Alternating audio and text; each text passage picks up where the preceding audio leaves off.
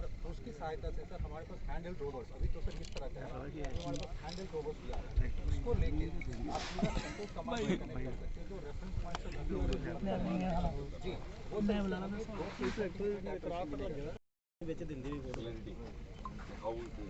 Sir कितना time होगा उसको लेके कोई गाड़ी व्हेन की स्टॉल टेंशन स्टार्ट तो 30-40 मिनट लगते हैं टाइम किया tends to give longer 30-40 minimum जो स्लॉटेड जो होगा अगर आप कोशिश करो इससे पहले और डू वी डेडिकेटेड डिस्प्ले आप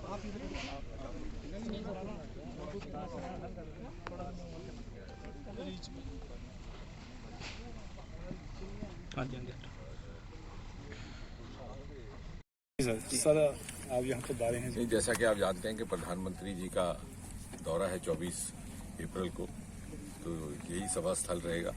तो आते ही आज हमारे यहाँ सारी की सारी टीम आई है। लगभग केंद्र से 7-8 विभाग हैं जो पहली बार इस प्रकार के आयोजन में मिलकर के शिरकत कर रहे हैं। उसमें science technology, department biotechnology, CSIR, national innovation foundation, हमारे सेंट्रल इलेक्ट्रॉनिक लिमिटेड और पंचायती राज और रूरल डेवलपमेंट तो ही है। तो भारत सरकार के 8-9 विभाग मिल करके इस कार्यक्रम को आयोजित करने का प्रयास कर रहे हैं। अपनी तरह का एक पहला प्रयोग रहेगा और इसमें कुछ हम नया भी प्रस्तुत करने की कोशिश कर रहे हैं। उदाहरण के तौर पर अभी बगल में ही जहां हम गए थे तो पहला कार्बन विलेज वहां पर स्थापित किया जा रहा है। मुझे लग रहा है कि 18-19 तारीख तक वहां पर सोलर बिजली उपलब्ध होनी शुरू हो जाएगी, लगभग 340 घरों। तो अपने ढंग का पहला ऐसा होगा और मुझे लगता है कि इससे एक जागरूकता का भी साधन रहेगा। जब लोगों को समझ में आएगा कि इसका क्या महत्व है, क्या उपयोगिता है, तो घरों में खुद भी लगाएंगे। कमर्शियल सेटअप्स में जैसे दूसरे शहरों में लगाया जाता है, क्योंकि ये 3.25 करोड़ लगभग का हमने प्लांट लगाया है। अगर आप देखेंगे वहाँ पे उसके सोलर पैनल्स लग रहे हैं, तो जब ये लग जाएगा तो इसकी कॉस्ट रिकवरी 5 साल में हो जाती है, वन टाइम इन्वेस्टमेंट। उसके बाद आप मान लीजिए कि बिजली फ्री है आपको, जो कहा जाता है कि बिजली की कीमत बढ़ रही है, तो एक तरह का फ्री सोर्स मिलता है आपको। तो ये लोगों के लिए भी एक रोल मॉडल रहेगा, बाकी विभागों के लिए भी।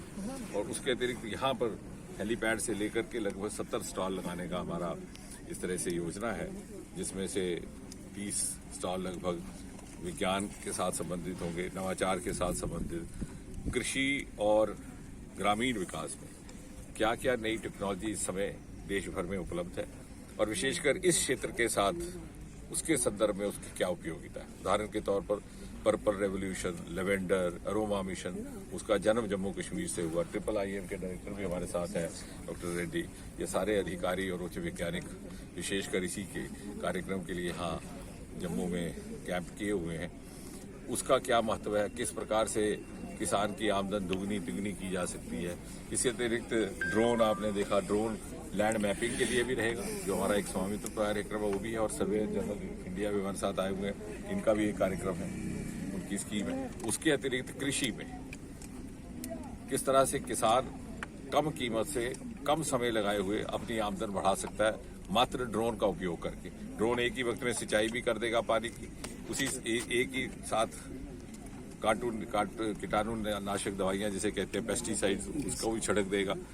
खाद जिसे कहते हैं न्यूट्रिएंट्स, उसको भी छिड़क देगा और काम कितना सरल हो जाएगा। तो आधुनिक युग में जो एग्रीकल्चरल टेक्नो 1-2 दिन में जो सोलर प्लांट्स लगने का काम संपन्न हो जाएगा और मुझे लग रहा है कि 17-18 तारीख तक ये 340 घरों को सोलर माध्यम से बिजली उपलब्ध होगी। और ये एक तरह का इसलिए भी जागरूकता का साधन रहेगा कि लोगों को स्वयं समझ आएगा कि इसके कितने लाभ हैं। एक तो क्लीन सोर्स ऑफ एनर्जी है, कोई प्रदूषण नहीं होता, साथ ही साथ कॉस्ट इफेक्टिव। अब ये कोई लगभग 3.25 करोड़ का प्लांट लग रहा है, लेकिन वन टाइम इन्वेस्टमेंट है। 4-5 साल के बाद आप समझ लीजिए उसके बाद बिजली मुफ्त होगी। तो जहाँ एक तरफ इतना हाहाकार है कि बिजली की कीमत बढ़ती जा रही है, हमारे पास जो दूसरे विकल्प उपलब्ध हैं उसका एक रोल मॉडल जम्मू से हम प्रस्तुत करने का प्रयास करेंगे।